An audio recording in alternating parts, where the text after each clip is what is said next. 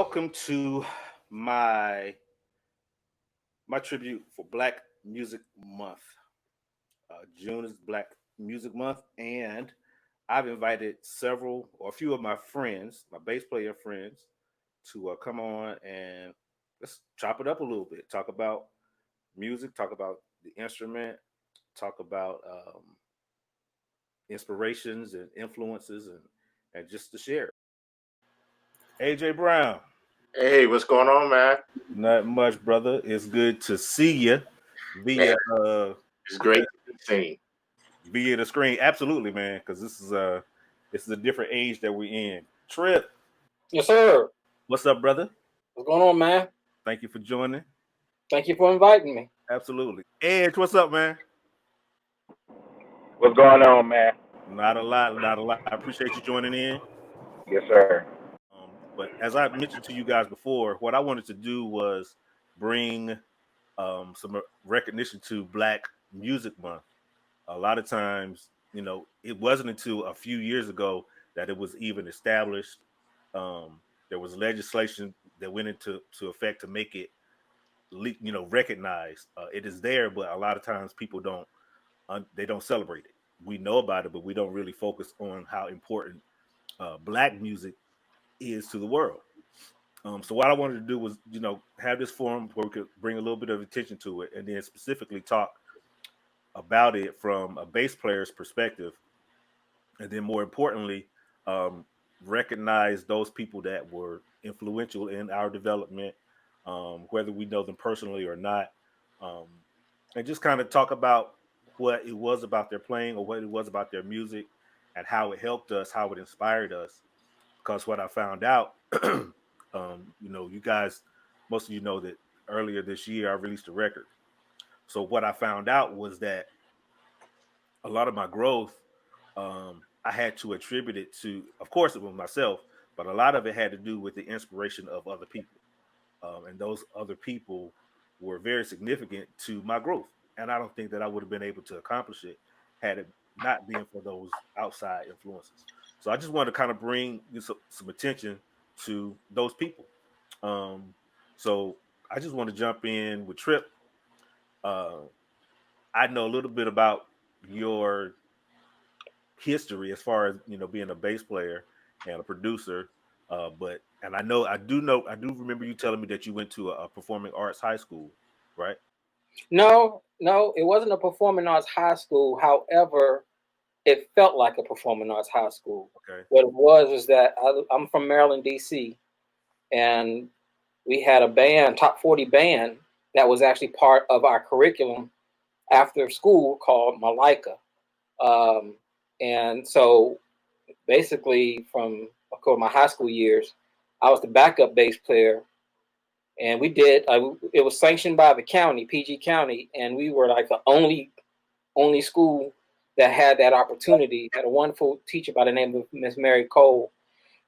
And she took us under our wings and taught a bunch of Black kids. First, it started off with the choral music and classical music, but then she was like, well, what? And then we also did the music that we listened to on the radio. Because when you learn your own music that inspires you, that inspired us more instead of just hearing a bunch of stuff that was written a long time ago. And yes, it has its historical significance.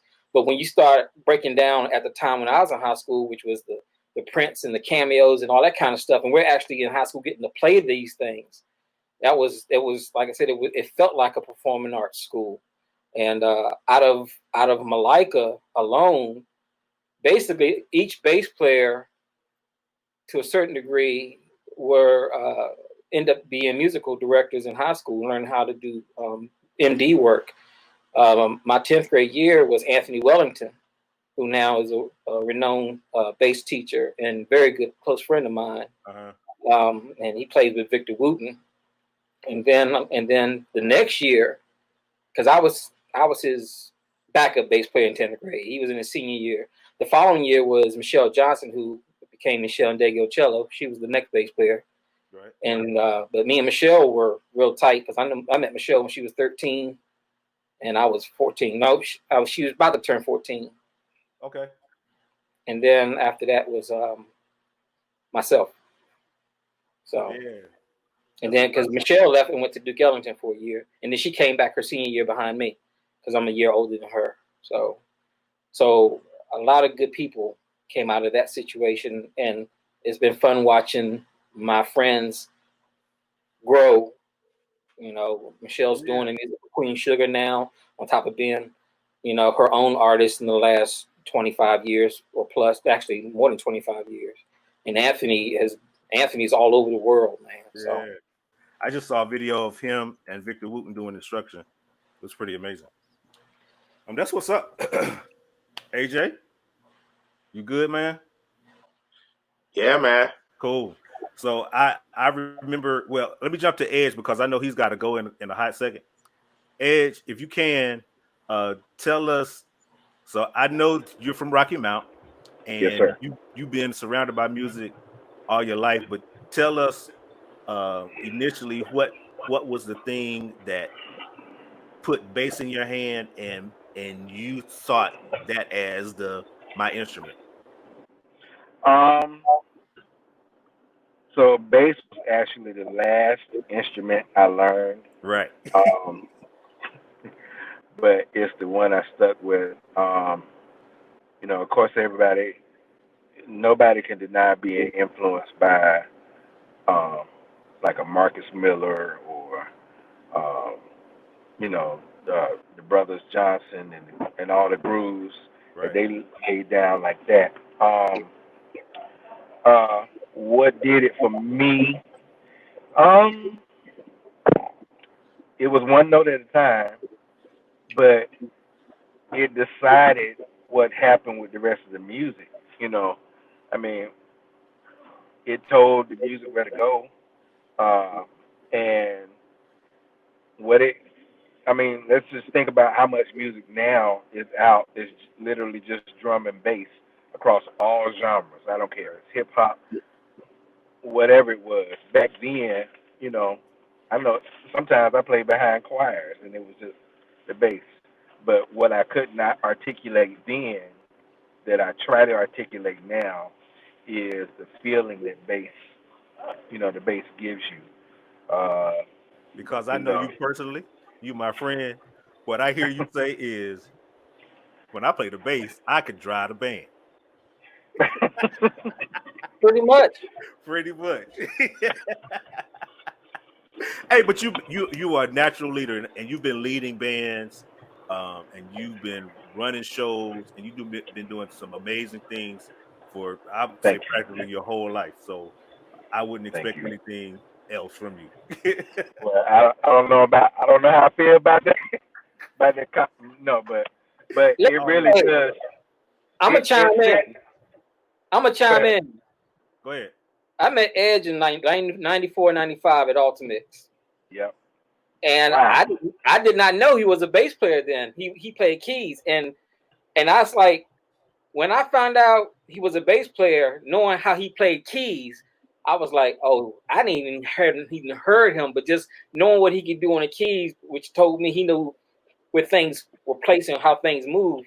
I knew as a bass player, I was like, oh my goodness, this dude's a beast. So because he was a beast on keys. And I just was like, oh my God. So I knew he knows the pocket inside, outside, and upside down. So Absolutely. Well, I'll take that from you, Trip. I mean, you influenced some of the biggest people I know. One in particular, and then uh, I could talk about you and AJ and Reginald way longer than y'all could talk about me.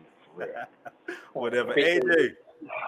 All right, tell us. So I remember meeting AJ and he was playing drums, but Right. he also played bass.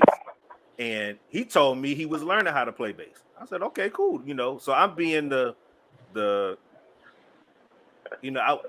I was welcoming, but I was like, he's a kid. He played drums. He was great on drums. Well, I was like, keep playing drums, learn to play bass. That's what's up. Then I heard him, and I was like, yo, he not learning how to play bass. He played bass. Like he's really good. So that was the first time I heard him, and then I heard him again, He was in high school. I heard him again, and I was like, "Yo, his ear is okay."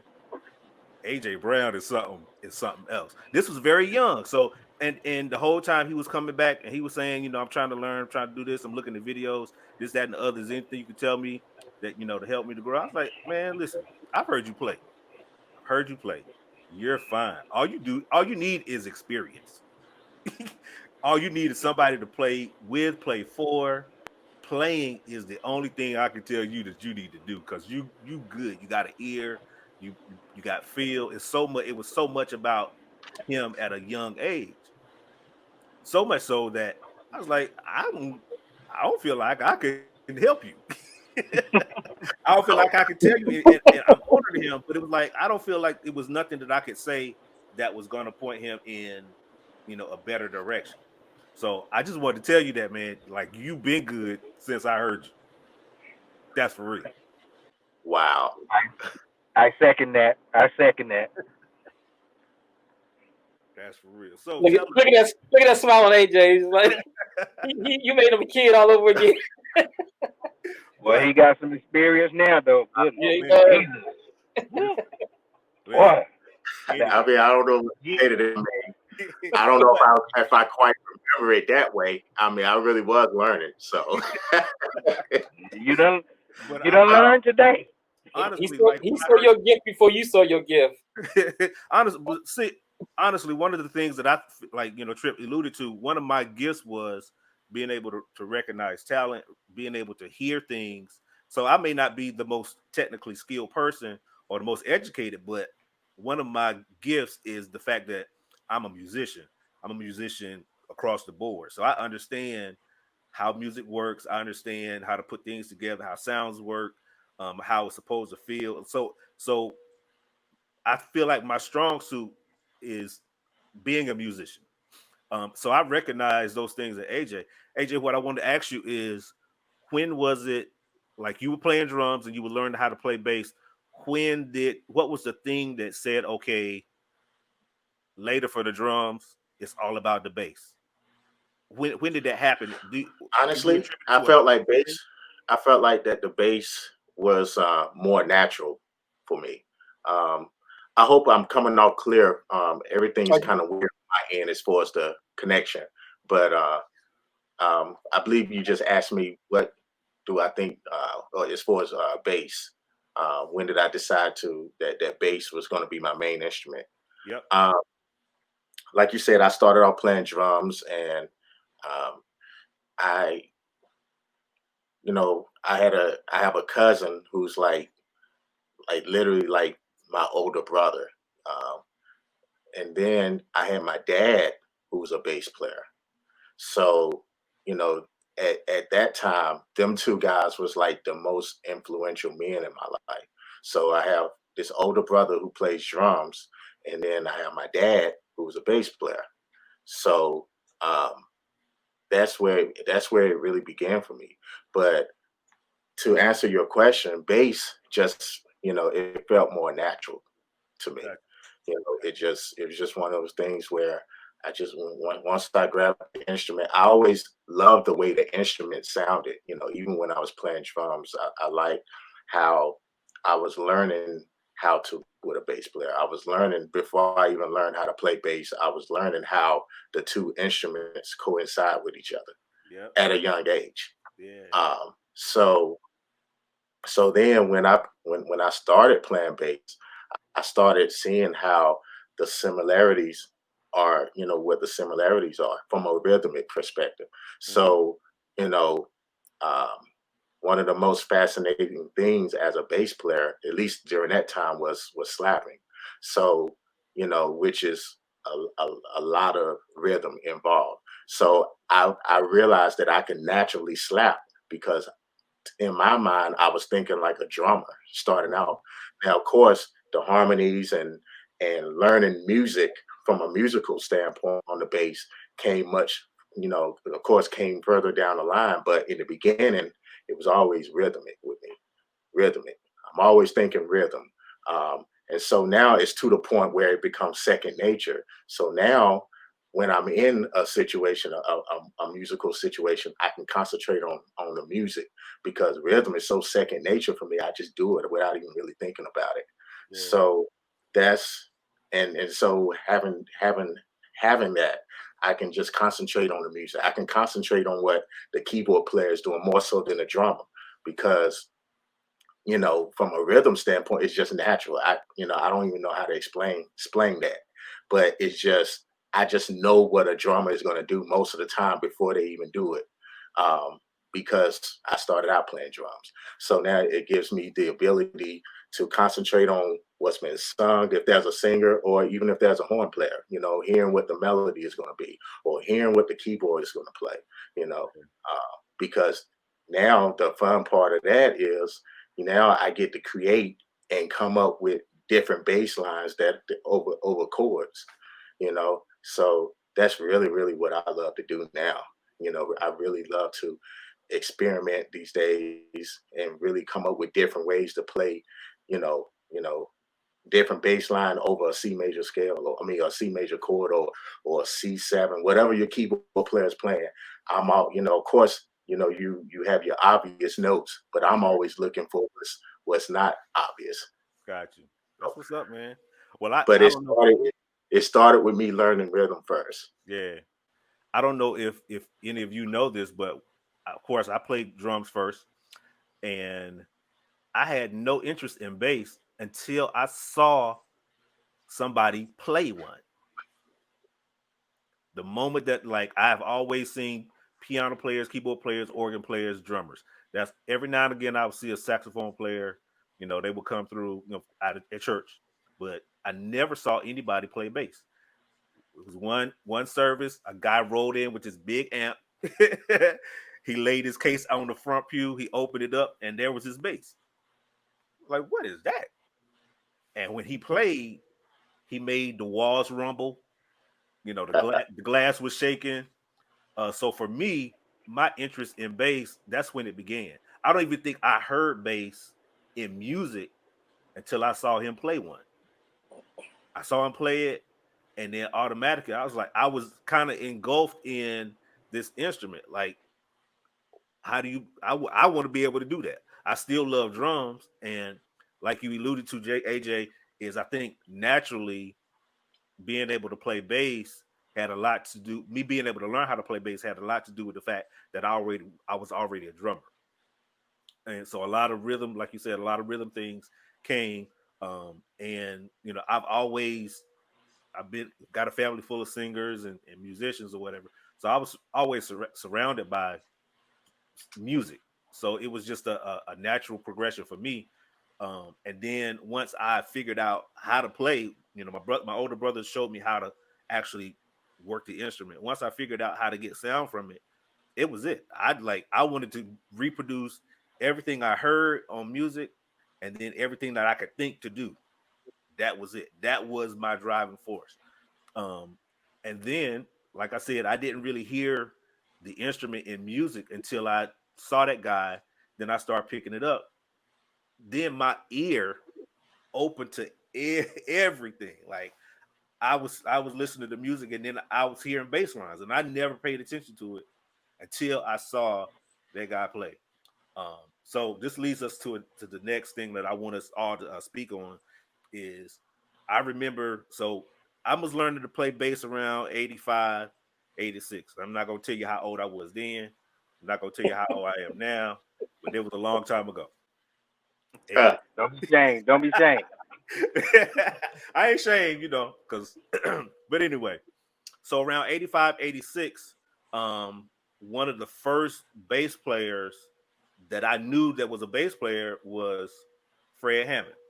This is when Commission came out, and you know, like prior to then, I was playing like some little stuff. My brother showed me some Al Green, like real simple bass line stuff or whatever. But I remember hearing Commission on the radio. I pick up my bass before school. I try to learn how to play some stuff. My brother bought me the cassette tape, and that was it. I had a whole cassette full of music, bass playing to listen to focus on, to learn. And I started learning that stuff. And then once I figured out how to get those sounds out of it because he was doing some, he was doing some slapping and plucking or whatever, and I figured out how to get those sounds out of the instrument. That was all I wanted to do. I like playing drums was fun, but it was all about the bass for me. So Fred Hammond was an initial inspiration, as well as Marcus Miller. I've always loved Miles Davis, and this was about the time where Marcus Miller was producing Miles Davis's records. So Marcus Miller became a major influence. I didn't really learn who he was until several years later. One of my mentors, Derek Booker, shout out to Book. He said, "Man, you got to listen to this. You play bass, and you never heard of Marcus Miller." I was like, That's not like book. "Yeah, I don't know." So he gave me, God. yeah, he gave me one of Marcus Miller's records, and then once I started, this was when album credits were big, so I started recognizing that these names started appearing on different things. I was like, okay, oh, he not only did he play bass, he played bass clarinet, he played guitar, he did key programming, like he was a whole somebody. Everything, it was like he was doing everything on the record, and that intrigued me so much so that I said, okay, it's cool to be able to provide that bass line, to be able to provide that feeling, for music. But then there's so much more when you consider other avenues. So that's when I actually started thinking about music in its totality, being able to put instruments, sounds, being able to recognize strengths in musicians and singers, and how to best, like, this person's voice has a raspy sound, so this guy plays like this, they will be a good match. I started thinking like that relatively early in my progression, and I feel like Marcus Miller was major a major influence in that. And then there was Steve Huff. Steve Huff from the Tommies, like, I saw a broadcast which kind of gave me the idea to do this. Steve Huff, when he was playing those records, this was at a time where the sound of the instrument was changing, and the way they were mixing bass into those records was so completely different than what the standard was at the time. So all the Milton Brunson records, the drums and bass mix, the way they sat in the mix, it was so much so that you could hear everything that he was doing. So listening to those Tommy records, it was like, man, I know what to do. Like, I can hear clearly what he's doing, and that just added to my desire to try to replicate those sounds and get them out. So we got Fred Hammond, we got Marcus Miller, Steve Huff, and I'm not gonna say the best for last because I'm sure y'all all know the drummer and the ultimate drummer and bassist. um, Another guy who was a great influence was Reggie Parker. So Yes. Reggie Parker and the Reggie Youngs during that Yes, era sir. of Yes, sir. James Hall, Hezekiah Walker, like even Marette Brown Clark, they were doing some. They had a particular sound that was very distinct. Like you heard Reggie Parker's bass, and no matter what song it was, like, oh, that's Reggie Parker. I bet that's Reggie Parker, and it would be his sound. Was very consistent. So much so that I was like, man, like, you got to do something to develop a sound. A lot of times we think it's in the instrument, but over the years I learned that it's not necessarily the instrument, it's your hands. But he was very instrumental because I was like, man, I want a good sounding bass. I want a good sound, consistent sound. And then last but not least, my fifth major musical influence uh, on bass and drums was Joel Smith. Joel Smith he was the one guy that I felt like could play very minimal, but still give you so much to listen to. Um, he had this way about navigating through the music. Uh, you could feel what he was playing, as opposed to just hearing it. You could literally feel what he was playing, and I think that's ultimately what one of the major benefits of music is being able to allow somebody to feel, to be able to relate to it. People, I heard a saying that, you know, the notes are the same. The notes have not changed. That's consistent across any genre of music. But the thing Yeah. that makes one person relate to a song is how that song makes them feel. And a lot of times, you know, that feeling comes from the people that are from the players. So we have that. I feel like as bass players, especially, we have that responsibility rests on us because our instrument drives, like Ed says, it drives the music. If we play feeling, then nobody else, you know, everybody else has to feel. So I just wanted to run down my top five musical influences on bass. And you know, whoever wants to jump in, just like let me know, and y'all can take it away. I'm gonna jump in since I got a roll. If I can be honest, I don't know if I have a top five because I have so many that I feel like have influenced me. I mean, you can't deny Marcus, right? Nah. You know, because his approach to bass is from a totality standpoint, if I could say that. I read it, but Yeah. but his approach is so, you know, still without using the 5 string, even though he has played it, what he does for bass, oh my God! I mean, you know, what do you say? And then all the gospel influences. I mean, Fred and Goucher is huge for me. You know, huge. Kind of unknown basis, um, for me that I will always credit is uh, Luther Barnes' uncle. No, I'm sorry, that's Roy Barnes. Yeah. Boy Barnes. He not I Yes, sir. unknown. I had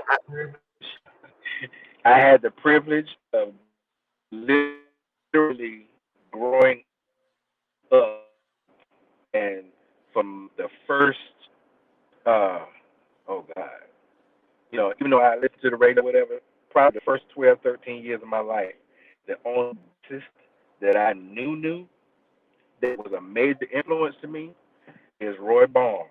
And he had that gray amp, 2-piece amp with the 215 with Yeah. the head. I always wanted a custom amp because they had them two blue push button power on, power off, and the Polaris. Sorry, you know, that custom was like everything, and that's what I wanted. I wanted that Fender bass because he always had Fender jazz bass, and I wanted that custom amp. Anyway, but Roy Barnes definitely. Let's see if I'm gonna put anybody else in the top, because I have so many that I've been blessed to meet. Uh, but my last two, probably my number two, number one, they're bassists, they're musicians, producers, but how they approach bass was um, just as influential. Number two, I'm gonna say Quino because his arrangements, not just back on the block, not just Michael, but even the stuff behind Frank Sinatra. If you go listen, like one of my favorite songs is "Fly Me to the Moon." That whole arrangement and just the way everything just the the simple little nuances, but just he makes stuff swing. And then if you go right back on the block, and the kind of he was on El Barges record, you know, when you know the kind of influence he was, is as incredible as Nathan East, you know. Uh, and then of course Reggie knows me, probably my number one influence, Chuck. Chucky Booker. And I say Chuck because that music, it validated everything I felt, you know. what he did back then, even the stuff that he does now, it just validated everything I felt. So I think, you know, we all have a mutual love for a bunch of people, but you know, my top two bass arrangers, bass players, you know, I listen to a whole lot of it. I mean, you got Big Al, you got, I mean, there's a lot, but Yeah, those are mine. that's what's up. Those are mine. That's what's up. That's Thanks, what's up. so thank you guys. Love you. All right, Good to see be easy. you, AJ. You too, man. Yeah, Reggie. I can't stay long enough to talk about that Fender bass when I first met you, I'm glad. and you were playing on drums. But yeah, man. My short bass. You know, yes sir. But I just want to say real fast, and then I'm definitely going. I have such an awesome respect for, you know, everything that you guys have done. Reggie, your album is awesome. Tripp, you already know how I feel about you. AJ, you know, man, even in the strange range, bruh, I mean, you know, you just, and back to the river, you know. You know, That's fine. man, you guys are just awesome, and I look up to all of you all. You know, Reggie, thank you for putting this together. Thank you for allowing me to be a part for the amount of time I could be a part. And yeah, it's good to see y'all. And Good to see you too, bro. you know, anybody who's watching, if you want to learn how to play bass, go follow these guys. Trust me. What's up? Trust me. I All right, appreciate you, thank bro. y'all. Later. All right, so Tripp is you and me. Oh, I was like, where everybody go? No, I think AJ will be right back. Okay. Yeah, you can go ahead and Oh, tell us about. dude, when you said pick top 5, You probably had a list of 7 right off the top, right? I'm gonna embarrass myself. Ready? You ready? Okay. Look. This is me earlier today. These are just nothing but bass players. And then I had to go to my top jazz cats by themselves. And I was like, how can I do this? First of all, I'm 53. So I came up in the 70s as far as a kid. I started playing bass at 8. So you got to think that's 1975. Wow. And I didn't come up in the church at all. My family are from DC, and it was straight up just R&B, R&B household. In fact, very seldom did they branch out past R&B. So, of course, R&B was the first exposure that I had when it came to bass. Then I discovered jazz probably when I was around 12 years old, and then that just opened up a whole new world for me. And so that's 1979.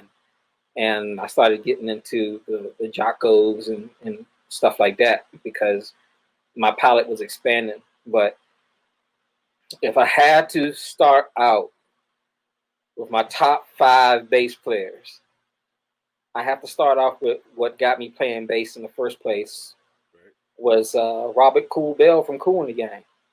Okay. Because his stuff was just simple that you could just play it, but it drove the whole song. I just was like you listen to Hollywood Swinging, and this is like 3 notes, and I'm like, how is he doing that with 3 notes?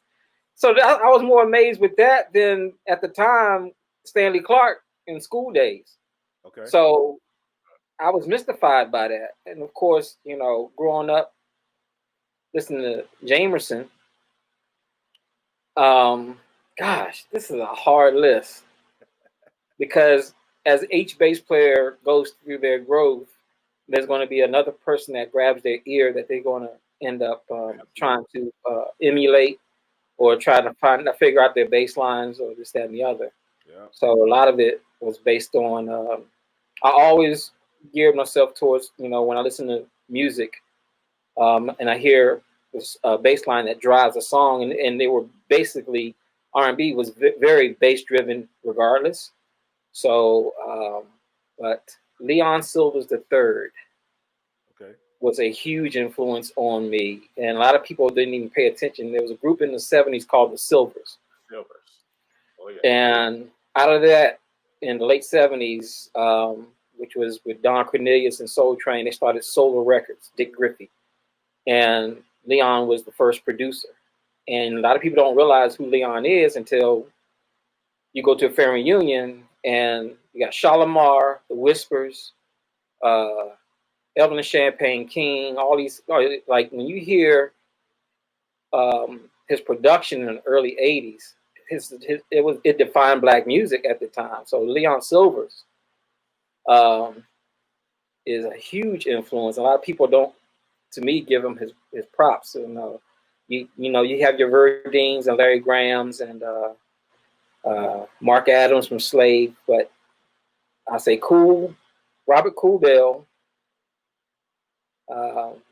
Then of course Leon Silvers the third. Mark King was a huge influence on me from Level 42. Okay. Gosh, I'm literally have to think about compartments in my brain about where I was at, because in the 90s it would have been like Randy Hope Taylor from Incognito. Right. And as everybody has said, I've been following Marcus since I heard Never Too Much, and I was 13 when that dropped, and I was like, it wasn't so much. Marcus just had a distinct sound. I knew instantly that's got to be Marcus playing before I knew who he was playing. And when he did Wine Light for just the two of us with Grover Washington Jr., it's just like that. It was just that tone. It was like, as everybody would call the Marcus Miller sound. Yeah. And he established that at a very young age. Marcus is just now turning 61, so he was a kid when he was doing this stuff. And then when he branched out with Miles Davis, what intrigued me more than his playing was his composition, how he writes. That blew me away even further than his actual bass playing, because he knew how to structure a song, and he was very strong on melody. Regardless if Miles played the melody, or regardless if he played the melody or on bass clarinet, or whether he did it on his bass, you could hum along with the melody, and that carried the song all the way. So Nate Phillips Nate Watts from Stevie. From Stevie Wonder. Yeah. Oh gosh. And I have to give a shout out, because I grew up on go-go in DC, real heavy. So like Mike Neal, which is Funky Ned, which is a bass player for Rare Essence. Okay. Huge influence. And I can keep going. I'm just gonna stop, because I'll be talking to like Dion Estes from he came out from James Jamerson. He played George Michael's bass player. Okay. But when I say I would definitely refer go-go bass players, because it taught us dexterity. You're on stage for 3 or 4 hours nonstop with the same beat going on and on and on and on and on. Yes, that taught me dexterity. It's like, and you end up having a very strong back, because you holding that axe for a long time. That thing weighed more than 10 pounds. I know a lot of cats now, like Big Tony from Trouble. It's hard for him to hold that bass like he used to, and he a big dude, because you go on the stage 2, 3, 4 hours on the same pocket, on the same groove. Yeah. And even if you're not playing anything, you have to stand there and hold it. So it's like fatigue. The beautiful thing is fatigue never kicked in until after the show was over on a go-go, because you're literally in the zone the whole time you're locked in that groove. And go-go is driven, of course, by the drums, the rhythm, and the bass. That's what drives go-go. Period.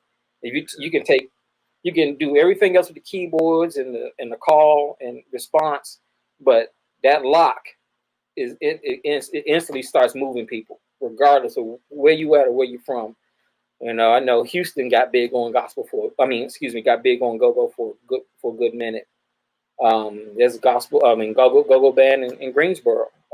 And like I said, being from that area and growing up with that sound, I said just that was a learning experience in and of itself. It was kind of like my church, whereas a lot of guys that I met that I met since I moved to North Carolina, everything that they came out of was church. And I'm actually very jealous that I did not get that exposure to the Joel Smiths and Goucher and all those cats when they were doing their thing. I missed out on it, and I had to play catch up real fast. But what I will say is I had the opportunity of being the sound tech at New Light Missionary Baptist Church and watch Reggie grow. And it's bad to be a sound man and a bass player because I would always boost Reggie's bass up on the board and I didn't care about the church. I did it so I can hear. I was like, I just want to hear Reggie play, and I listened to his growth. And he at that time he probably didn't even know I played bass because I never really advertised that back then. But they mentioned it like, oh, he played bass. I was like, okay, so it was almost like similar to what my experience with AJ. It was one of those. I'm gonna mention it, but I ain't gonna really talk about it because I'm just downplaying it. So as somebody that does it all the time, it's like, okay, well, if you're not trying to engage about it, then you just, it's not that serious. So when you said, like, I've known you to be a sound guy, producer, and he played bass too. It wasn't until later that I was like, oh no, he's a bass player. And he does all those things as well. Right. So it just put it in a different perspective. But I appreciate that, man, because growth is one of those things that you never stop doing. You never stop learning. It's a continual process. So look, I'm gonna tell you right now, I'm at an age where I'm not shy about telling people I love them or people I love their playing. I'm not shy about that anymore. That man ego crap is gone. And when I heard your CD, I literally had tears coming down my face because I was like, yes, I'm hearing the growth. Is like you watching this plant or you watching this thing, and all of a sudden it's like it went from this little plant, and then it formed this oak, and then it formed this branches, and all of a sudden it's just like now everybody can see the beauty of this tree, and I'm like, man, I'm happy to see this, So, and it inspires me. It keeps me on. It keeps me wanting to learn all the time. That I sit there and hear some of these young cats, and I hear like AJ, and I'm just like, yeah, let me go back to the woodshed. But we need that because we don't grow without it. Absolutely. I never when I talk to students and stuff, you have your old heads. I said, but there's something always to learn. That's like, Victor Wooten said it best. He said a child can play a stick, and you can learn something from them playing that stick if you open yourself to it. Yeah. So I never, some people, and if you have a frail ego and somebody plays what you can't play or you haven't achieved that, you need to admire that because that's a gift, and they blessing you by letting you hear it. So take it. When I hear a good bass player, I'm just like, yes, it's like I'm not even worried about what I can do. I'm just want to hear what they can do because I'm enjoying it. I'm like that with Aunt B. Every time I see Aunt B, I'm like, dude, yeah, I just want to hear you play. Reggie, I want to hear you play. AJ, I just want to hear you play. There's times where I'm going to be a bass player, and there's going to be times, I guess the producer side of me comes in where I'm going to be like, I'm listening. Because like I always tell people, just because I'm a bass player don't mean that I'm going to play on every song that I produce. I might call one of you guys up because you're going to give me a complete different perspective than what I've done. Right. And I don't want to hear me. I want to hear you. Yeah. Case in point, real quick, was when I did Nelson Roberts project and got to hear Peanut do his thing. Yeah. And I was like, oh, I just can listen to this dude all day long. Yes, sir. Yes, sir. So, and we got to give the local cats their love too, because just because they're not famous like Marcus does not lessen their musicianship one bit. Because there's some cats out there that Marcus are like, yeah, some bad dudes out here. Oh yeah, no doubt, absolutely, no doubt.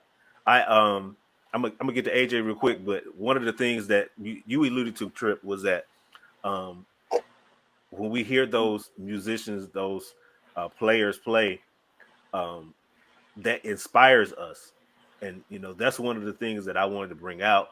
Most importantly, from this tribute to Black Music Month, is that when we hear music, a lot of times we don't understand the importance of it, how it can affect us. It can affect our mood. It can affect our attitude. It could, it has a way of reaching and touching our emotions. And as creatives, I think it's something that it's important for us to.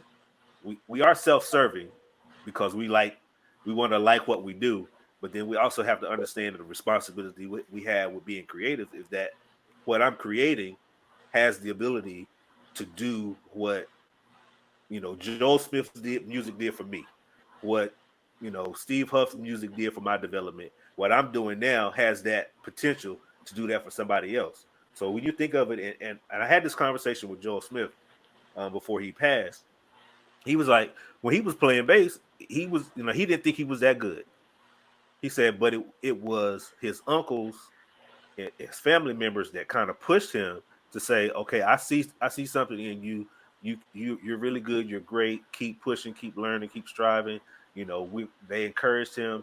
They pulled him along, and so much so that you know playing bass wasn't really his thing. Like he enjoyed it, but little did he know that because they encouraged him, they inspired him to keep pushing on. He in turn affected thousands of musicians across the world.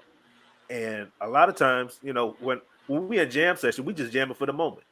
But we don't realize that, okay, this gift, this talent, this skill that we've developed, that we've been given, it has a greater purpose. So you know, we shouldn't just abuse it or not recognize it for the value that it has.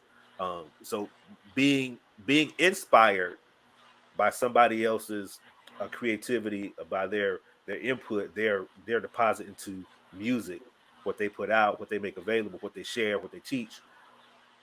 We as the people that learn it, that take it in, we should also take what we have and offer it to somebody else. And I think that's the strength and the beauty that we as Black people and the music that we create for the world. I think that's the beauty in it. It's just a strength. It's just a source of relief, a source of inspiration, a source of encouragement. Um, I think that's the beauty of what music does, um, and we need it. We need it. So AJ, I want to jump to you real quick, man. Tell us, you could tell us your five musicians, bassists, artists. Whew, man, it's like what Trip said, man. This is actually kind of hard because uh, there's so many guys that I've listened to along the way, and even now, still today, um, in my 30s, I'm still a student. I'm still listening and still learning from different people. Um, but I guess, man, starting out, um, I would have to say definitely Joel Smith uh, would be the first because, as a drummer, coming up playing drums first, I remember looking at the Hawkins Love Alive one album cover and, turning it around and seeing the stage, seeing the recording from that night and seeing Joel Smith on the drums. Of course, I didn't find out later on that he was only 15 or 16 at the time Yeah. playing on the album. Um, and then there was another album that they recorded some years later that and keep in mind these albums I wasn't even born yet. So um, you know Oh, thanks, I'm AJ.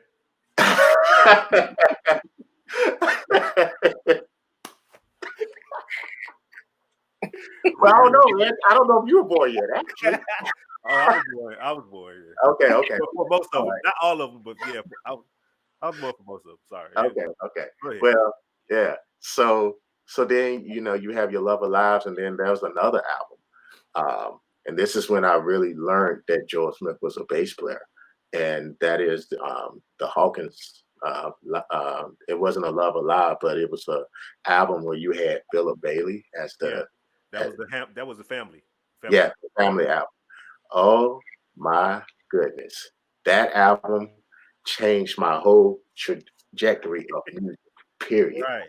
Yeah. I mean, you had I believe that was either Earth, Wind and Fire or Tower Power Horn section. Earth, Wind, Fire. Yeah. So I mean, no. It was right. It was Tower Power Horn section, but Philip Bailey and Maurice White. Yeah. They did vocal stuff on it. Yep. Yeah.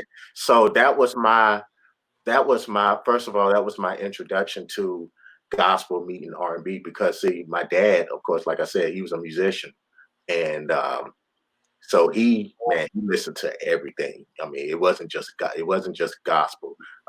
It was interesting because he was a musician that listened to everything, and of course, we had the church. We was heavily in church, and my mom is a minister. So in one ear, I got my dad saying, hey man, don't pay attention to the. My mom on the other ear saying, no, you should be listening to, and I kind of laugh about that now, but no, that was my first introduction to the secular world and the gospel world meeting together. So that looking back, that was also cool for me. But yeah, Joel Smith, man, that's when I learned that he was a bass player. And even today, I still go back and listen to that album and learn from it today. And so yeah, Joel Smith. So then I have the era where I grew up in quartet. So there's a guy named Merlin Lucier from the Canton Spirituals. Yes, sir. I would say he will probably be the most influential bass player from that era of my life as quartet. Okay, so then you have then of course I can always talk about Marcus Miller. He's probably hands down my favorite bass player, and my top 5 bass players are not in a certain order, by the way. Right. So then you have Marcus Miller, like Tripp said. Of course, a little later on down the road, I found out that Marcus was more than just a bass player. I started, listening, of course, to Luther Vandross, and then you watching movies, and you find it, and you looking at the credits saying that Marcus Miller did the film scoring. I mean, it's like it makes all the sense in the world at the end of the day. Once, so that you have Marcus Miller, and so then. Like you said, Reg, I mean, I started getting to more gospel. And so then you have Fred Hammond with Commission, and he even did some of the whining stuff. And so with Fred, then I started listening to Maurice Fitzgerald for a long time. Maurice Fitzgerald was my biggest influence. Maurice Fitzgerald. I mean, for the era that I was growing up in, it only made sense because Reese was on all of the albums. And when I say all of the albums, I mean all of the albums at that time when I was coming up. So, man, where am I at? Is that 4? It was 4, I believe. 4, and I still have 100 more to go. Thank you. This is so not fair. I feel like I'm disrespecting by leaving people out, man. It's so many. Exactly. Man. Let's see. Okay, I can't talk about top 5 bass players without talking about Prince. Prince. And you know what? I was going to say Prince because he's like my. Like if I turn my camera. I don't understand how any bass player can talk about bass. If I turn my camera. Hey, there we go. If I turn my camera. Yes, sir. Yeah. I don't understand how any bass player can talk about bass players without mentioning this guy. I mean, he's my favorite everything, to be honest with you. And see, that's where I put him in. Yeah. Because he's my everything. He's like the cream of the crop of everything. Yeah, So he's my favorite everything. So yeah, I mean that's Prince, that's Five. But I have to, we talk about guys when we grew up that really took us in. For me, man, of course, like I said, my dad started me out, and then once it got to where I was progressing, then there was Peanut. That was Thurman Woods. Man, I can't. yeah. I don't even remember the first time I remember my reaction to the first time I heard him play. I don't remember the exact first time that I heard him play, but I just walked up to him. I just said, "Hey, man, you don't know me." I was a kid then. I wasn't even driving yet. I was at this particular musical or whatever. I think it was Reg. Maury's right. I think it was his appreciation service or something like that. And I had already heard about Peanut, but I hadn't met him yet. But everybody was already talking about him. So I was just like, so I was excited, man. I'm like, man, I'm getting ready to hear this Peanut that everybody's talking about. And man, I heard him play, and it was just like, I was at that point where I didn't know what direction I wanted. I know that I wanted to play bass. I know I wanted to be great at it, but I didn't know what direction I wanted to go yet. Because by that point, I was still getting into a lot of things, listening to a lot of music, and had listened to a lot of music. So then I met Peanut, and I was just like, yes, that's it. I just hearing him play, it was just like a connection. Like, this is the guy that's going to get you where you want to go. This is the guy you need to listen to. This is the guy you need to talk to.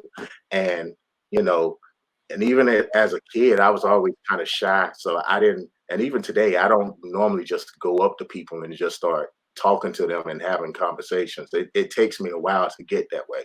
But with Peanut, for some reason, man, I just walked up. I wanted it so bad. I walked up to him and I was just like, hey, man, I don't know you. You don't know me, but man, I love your playing and I want to sit down and learn from you. Can I come to your house? I get my mom to drive me wherever you live. I'll come to wherever you at. Can I learn from you? And he was, he just kind of looked at me like, who is this kid? He just kind of laughed, like, well, I mean, sure, whatever, I mean, and from then on, man, I've always been that little brother to him, and he's always been that big brother, man, and just, so yeah, he was, as far as the local guy is, coming up, he was that guy. And then of course, Reggie Jessup. I mean, what can I say about this guy? Trust me, man. He always says that he couldn't teach me nothing. I don't know why he always says that, but that's definitely not the truth. I mean, I think there's this particular lick today that I still can't play that you tried to show me. I think you laugh because you know exactly what I'm talking about too. What you did was so much better. No. Anyway, no. So because I want to recognize Peanut as well in his absence. Peanut. So I met him at kind of like a jam session / rehearsal.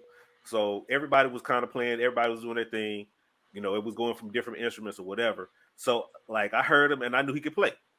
Right? That was my initial. This is Peanut. He played bass. Okay, cool. Right. So that after that session of rehearsal, whatever was over, went on. Second time I got to hear him, it was him and his sister, Tanya. Tanya plays drums. Peanut played bass. Peanut was the minister of music at this church. When I tell you they were an entire band just by themselves, that literally blew my mind. I was like, why does it sound like it's more than just them two? Like bass, mind you, not keyboard, not organ. And we're talking. He's actually backing up the preacher the whole nine on the bass. The whole nine. Like an organist. Like who does that? Who does that? I'm gonna tell you, like the moment I heard and saw him do that, I was like, okay, bass is a phenomenal instrument. Like I appreciated it for the sound and what it did for the music, but I'd never seen, and honestly, I don't think that I've seen anybody or heard anybody that does it as proficiently as he did then. He was carrying that music, that everything that he was carrying it on bass. It was amazing, and it just made me think about the instrument in a totally different way. I still can't do half this stuff, but it really opened my mind to say, okay, bass is just more than a foundational instrument. It is a phenomenal instrument. And I think we got Trey Rayford that can join in the session. Trey, you there? The young assassin. The young assassin, who is we lost him. Okay, hopefully he'll be able to join back in. But Trey is he's also a prodigy of Thurman Woods. So hopefully we can get him back in. I want to throw we have people that are watching, and if there are any questions, feel free to comment, and we'll try to address them as we talk. Um, Management, I had a couple of other questions I wanted to ask. I know we talked about the top five. We talked about oh yeah, there we go. The impact of music on your life. So one of the things that I don't know what I would be, where I'd be, or what I'd be doing if it wasn't for music. Music is such um, a dominant force in my life. Like I sleep, I eat, and music is there. Music is around. So I want each of us to kind of address the impact of music, and then also relate it to um, why it's important for us to focus on black music in particular. Because so and understanding that black music, there's a history in telling our stories, that we use music to tell our stories. We use, they used to use music to relay information, to to to to help educate, help lead people to freedom. So I want to really kind of tie it into, like, how do you feel music has impacted your life, and then how do you feel like it could impact the lives of others, to come, younger generation. AJ. Man, well, it's like what you said, Reg. Music, man. It just, I don't know exactly where I would be or what I would be doing today without music. Yeah, Uh, it it it has done everything. It has kept me sane in not so cool situations.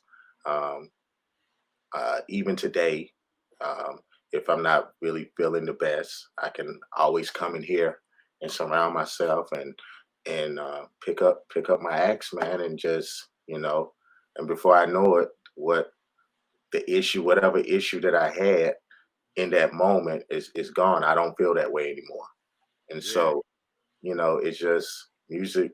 Music, it just keeps me sane, that's what's up. and it blocks my mind from all the craziness that's going on in the world today. Um, you know, that's what it does for me, and I don't know. I can't explain it. That's the best way that I can explain it. It's just it keeps me sane. It just it's just I thank God every day for the ability to play music, and I always strive and hope that I can make someone else feel just as great as I do when I'm playing. That's my Yeah, goal every day. that's what's up. That's So, what's up. I feel you. Trick, what and you got to say? Got anything to Oh, add? how it influences me is I think about, especially lately with Black Lives Matter movement, and it makes me think about our history as a people. And I always uh, talk about spirituals, spirituals that our ancestors grew up on. And I can honestly say, or I can honestly feel that I can say that I don't think they could have gotten through what they got through without that gift of music, without those spirituals to guide them, without those spirituals to keep them uplifted and keep them hope, and constantly throughout time and Jim Crow, it's always been our music that kept us going as a people. To the point that we created jazz music, we created rock and roll music. Banjo came from Africa, and so when I think about things like that, I'm thinking about a lot of things and how it would affect me personally. Is being around or having the opportunity to listen to so much different type of music, but there is and it's funny, in the 60s when they started calling the colored records soul records or soul music. And I didn't understand why was it called that when I was younger, and then when I got a little older, because it's music that literally touches your soul. Yeah. And so through those situations, it just births who we are. It's the one thing that gravitates me towards Africa, and it's the one thing that gravitates me towards. I think of the slave trade. I think of how they stopped in the South America and the Caribbean, and everywhere that we as a people traveled, we took our music with us. Yeah. And it ends up creating all different types of music. World music, in my opinion, was started by Black people. So I feel like I'm a part of something so much greater than me, that I'm just lucky enough to carry the torch when it comes to that. I know that might sound a little, I don't know what's the word I should use, but it has a deeper meaning to me than just calling it music, because it's a language, and it's a language that once we share it, everyone gravitates towards it in one way or the other, and they can run away with it, but they can't run from it. So I agree with I have built my whole life around music. My recording studios, the people I've interacted with, it has taken me around the world. It has gotten me to meet my heroes. And it's always scary to meet your heroes, but then you find out they have a story too. They had a beginning too, and so they don't discount. Like when I got to meet Marcus Miller, the first thing he said to me was like, "You look familiar," and only thing I could say was, "I don't owe you any money," and he burst out laughing. And I'm sitting here talking to Marcus Miller, and it was and I had to thank my wife for understanding my love for music, because she was the one that got me the ticket to see him and meet him. And I had no idea I was going to meet him. And this was 2017, so I'm glad it was a positive experience, because had it been other than that, I don't know how I would feel. But each time I've encountered people that I've admired, they end up inspiring me in greater ways than just the music alone, just in their personality and their guidance. And it keeps inspiring me to keep pursuing what I like to do. So that's what's up, man. Yeah, I agree with both of you. I know for me, I feel like it wasn't until probably the last few years where really started to embrace the fact that I'm a musician, and I'm not just a musician for me for the sake of like me playing what I like to play. Like I feel like the the responsibility of being a creative. Um, we have the ability to create from nothing. We take our hands, we take our thoughts, and we use these instruments to make these sounds, and these sounds then in turn can affect somebody. So um, yeah, it's just recently, I for me, music has been uh, it's it's helping me realize my purpose. And my purpose is not necessarily the fame that could potentially come, but it's just I have this ability to create music to address somebody's emotional need, uh, to address somebody's attitude, to help somebody get in the mood. Like if you sad and you hear like all of a sudden you kind of sitting there and now you starting to and then you start bopping, and like all of a sudden, whatever was bothering you before has been washed away, and music was a catalyst for that. So now when I think about music, I don't really think of it as haphazardly and just for the sake of pleasure and enjoyment and being amazed with what somebody can play or physically do. It's like, no, this music is major. It's major. I could actually play and somebody could be delivered or somebody could be healed or somebody could they could change the direction of their life because of something that they heard me write or heard me play or heard somebody else play. For me, that has been probably the biggest impact of music, and that just really happened in the last few years. Um, so yeah, I thought we was gonna get Trey Rayford back in, but I think he has some issues with his connection. I don't know if there are any questions. Is there anything you to add? Like, really, what I wanted to do was recognize our influences and talk about some of our stories, share how we kind of began, how things changed for us as it relates to our instrument and our development.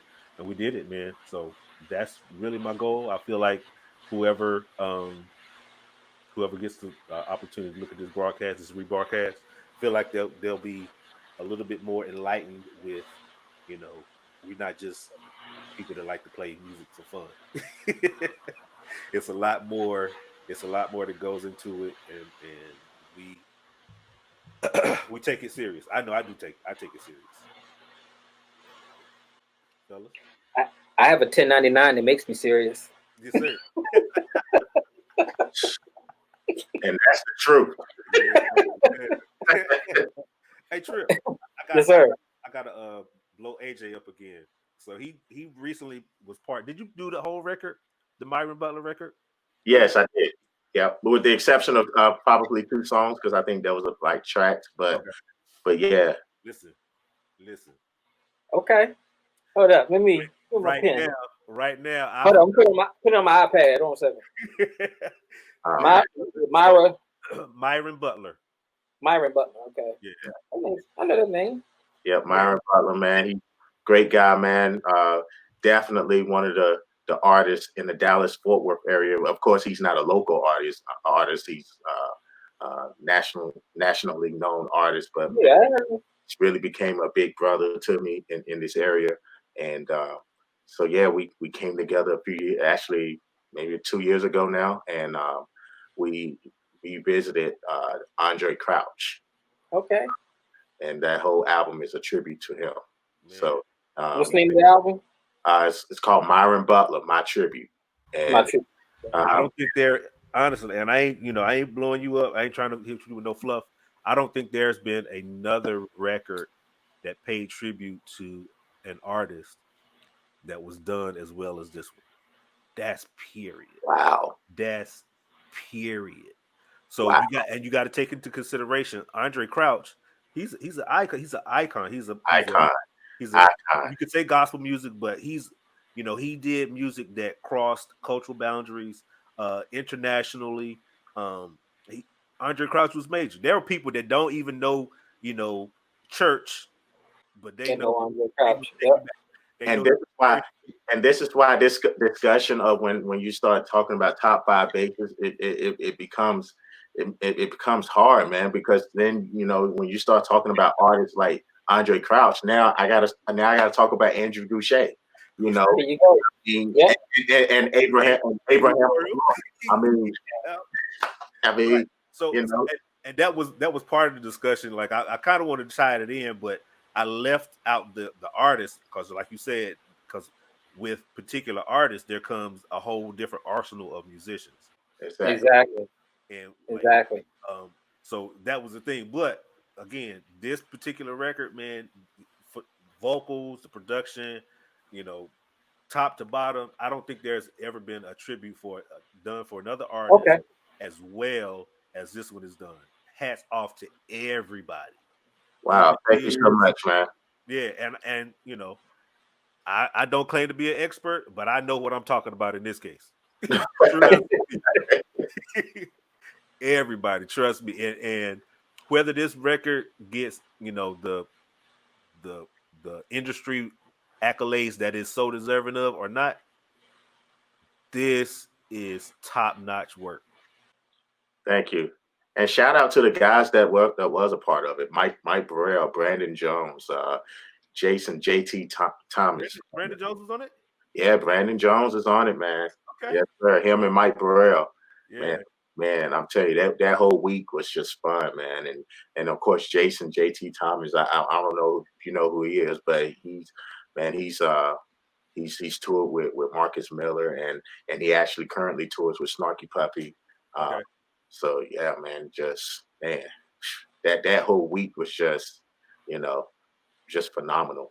And that's one thing that I would say that I've been blessed to be, is it's like what you said, just really getting that experience and just being around guys that you look up to. Because for years, before I even met Mike, of course I was always listening to albums that he's on, and now it's like what you say, Trip, just meeting guys that you call your heroes, and Mike, and you gotta understand, Mike is still kind of fairly young then, so you got to understand how young he was when he was on some of these albums, these gospel albums that Yeah. are still killing today, and still in like my top faves in my library.